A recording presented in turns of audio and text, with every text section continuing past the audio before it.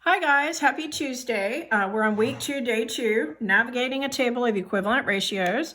This is unit 2, lesson 12 in your packet. Before we start today's lesson, let's check your homework from yesterday's lesson. So pause the video here if you need to check your answers.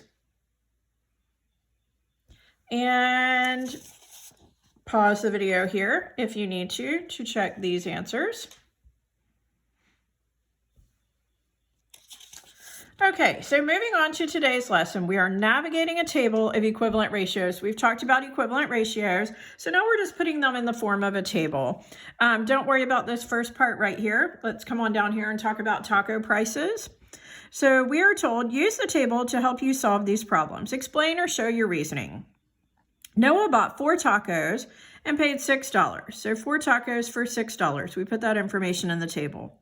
At this rate, how many tacos would he buy for $15? Well, I can't go directly from the ratio of 4 to 6 to 15. I can't go from 4 to 6, can't go from 6 to 15. So what I have to do is find an equivalent ratio that will allow me to go to 15. So 4 tacos for $6 would be equivalent to 2 tacos for $3, right? And $3 times 5 would give me $15. So $2 times 5 would give me 10 tacos. So we can get 10 tacos for $15. Sometimes you have to find this middle ratio, another equivalent ratio, in order to find the answer. Jada's family bought 50 tacos for a party and paid $72. Were Jada's tacos the same price as Noah's tacos? So basically we're trying to figure out, did Jada's family get a deal here?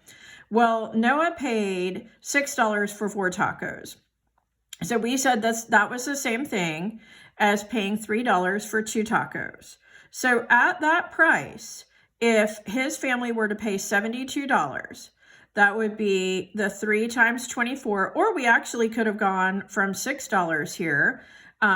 6 times 12 would give us $72, and that would get him 48 tacos. Well, remember, her family bought 50. So no, they got a better deal. 48 tacos would have cost Noah $72, but they got 50 of them. So they got a better deal. All right, so now we are told that Lynn is paid $90 for 5 hours of work. She used the following table to calculate how much she would be paid at this rate for 8 hours of work. What is the meaning of the 18 that appears in the table? This right here, $18 for 1 hour of work. This is that unit rate. We talked about unit rate. How much or how many for 1? So we're figuring out what she is paid. She is paid for every hour that she works. She is paid $18. That piece of information is going to be really helpful from this point on. Explain how Lynn used the table to solve the problem. Well, she used this unit rate because she was then able to say, well, if 1 hour of work gives me $18, 8 hours of work, we multiplied the number of hours of work by 8. So we would multiply the amount of money by 8, and she would get $144 for 8 hours of work. Why was the number 1/5 used as a multiplier? Well, we went from 5 hours of work to 1. So we're dividing the number of hours of work by 5. And that's the same thing as multiplying by 1/5. We established that last week. At this rate, how much would Lynn be paid for 3 hours of work, for 2.1 hours of work? Well, we use that unit rate, that $18 for 1 hour. And we say, okay, well, if she works for 3 hours, we multiplied the number of hours by 3. So we multiply the amount of dollars by 3 as well. She would be paid $54 for 3 hours of work. What about 2.1? Well, here's that unit rate again, $18 for 1 hour of work. Well, she didn't work 1 hour, she worked 2.1. So we multiply the number of hours by 2.1. So we multiplied the amount of money by 2.1 to get $37.80 is what she would make for 2.1 hours of work. All right, in 2016, 128 gigabytes of portable computer memory cost $32. Here is a double number line that represents the situation. One set of tick marks has already been drawn to show the result of multiplying 128 and 32 each by 1/2. So we divided each of these by 2 or multiplied by 1/2. We took half of 128, which is 64, and half of 32, which is 16. Next, keep multiplying by 1/2 and drawing and labeling new tick marks until you can no longer clearly label each new tick mark with a number.